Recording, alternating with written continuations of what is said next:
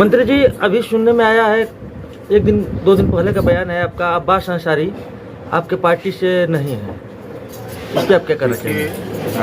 जब समाजवादी पार्टी से समझौते हुए तो 12 सीटें समाजवादी पार्टी ने हमको दी और ये कह के दी कि सिंबल आपका होगा, प्रत्याशी हमारा होगा। उसके पहले जो हमारी कोशिश थी कि आप सीट हमको दे दो, प्रत्याशी हम लड़ावें अपना, लेकिन उन्होंने कहा कि नहीं, हमारी कुछ मजबूरी है। हमने कहा कि हमारी मजबूरी है कि हमको 13 MLA पैदा करना है पार्टी से, पार्टी की मान्यता प्राप्त के लिए। उन्होंने कहा कि मैं तो प्रत्याशी दे ही रहा हूँ, सिंबल आपका होगा। चुनाव आयोग के पास तो जो सूचना जाएगी वो तो आपकी पार्टी की जाएगी। इस आधार पे चाहे वो अब्बास अंसारी हों, चाहे जगदीश राय हों, चाहे आपके सलेमपुर में जो लड़े थे वो हों, चाहे धनघटा के हों, चाहे बस्ती के हों, 12 सीटों को उनके प्रत्याशी सिंबल होगा।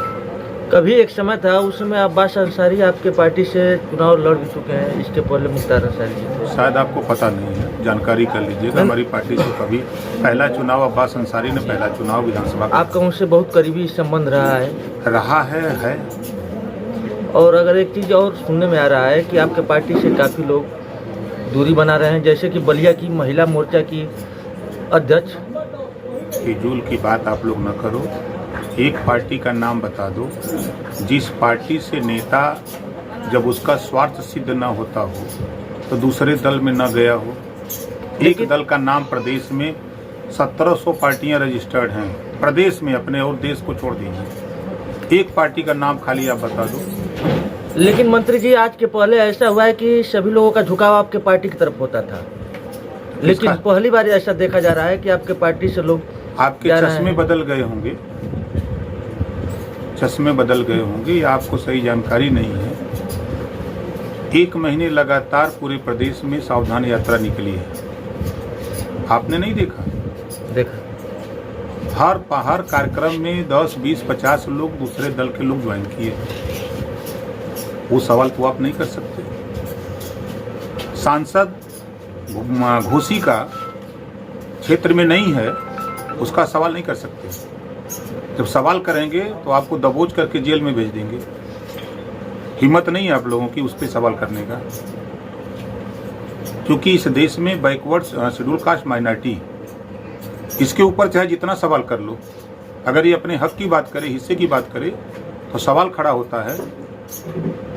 अगर ये 10 दिन क्षेत्र में न रहे तो सवाल खड़ा होता है।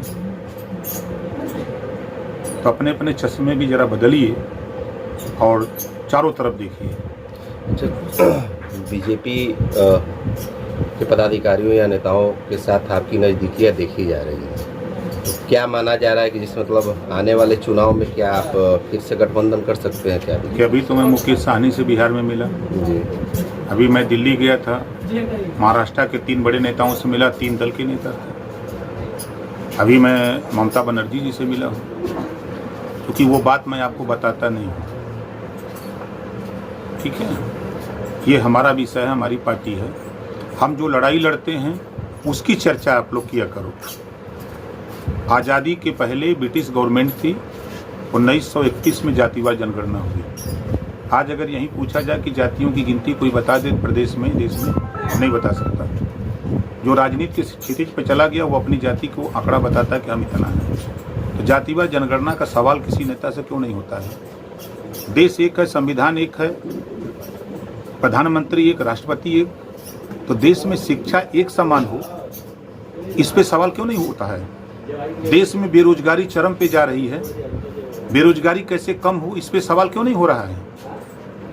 देश में महंगाई चरम पे है, इस पे सवाल आपकी तरफ से नहीं हो सकता। आज प्रदेश में गरीब दवाई के बिना मर रहा है, पैसा नहीं है उसके पास। दुनिया के तमाम देशों में शिक्षा, स्वास्थ्य फ्री है, न्याय फ्री है। प्रदेश में स्वास्थ्य फ्री कैसे हो, गरीबों का इलाज फ्री में कैसे हो, इस पे सवाल आप लोग नहीं करते हैं। सवाल ये पैदा होता है प्रदेश में, देश में रोजगार कैसे पैदा हो, इस पे डिबेट की या चर्चा करने की नहीं। वो उस पार्टी से भाग गया तो उसका क्या होगा, उधर चला गया तो क्या हो गया। नेता मैं बार बार कहता हूं कि नेता आज के तारीख में दुमुहिया सांप हैं। अवसरवादिता की राजनीति हो रही है। जहां जिसको अवसर मिल रहा है वो वहां जाकर के अपना एमएलए बन जा रहा है। इतिहास ओम प्रकाश राजभर ने लिखा है, 75 साल की आज़ादी में 71 साल से वोट पड़ रहा है। किसी की माँ ने दूध नहीं पिलाया, नेता चुन के जाते रहे एमएलए सदन में।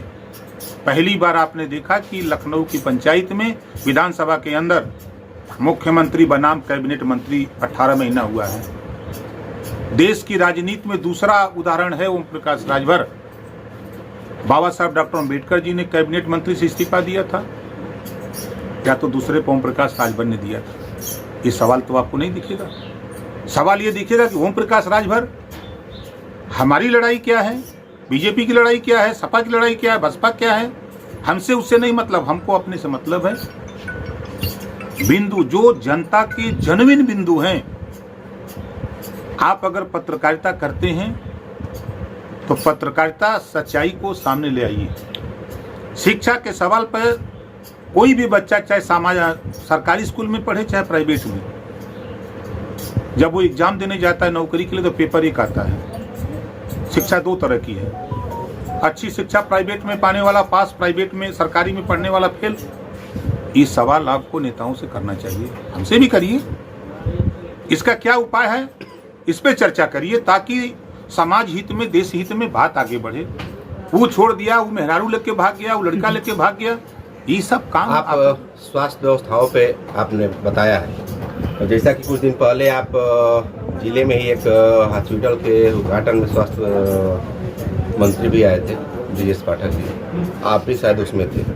और उनसे जब गढ़ा महोत्सव के समय आए थे तो जिले के स्वास्थ्य व्यवस्था की बदहाली के बाद पूछा गया डेंगू के प्रकोप के लिए, तो उन्होंने कहा कि सब विरोधियों का चाल है, सब विरोधी विपक्ष अपना प्रोपेगेंडा कर रहे हैं, ऐसा कहीं कुछ नहीं है, जबकि आपकी नज़दीकियाँ उनसे है कुछ।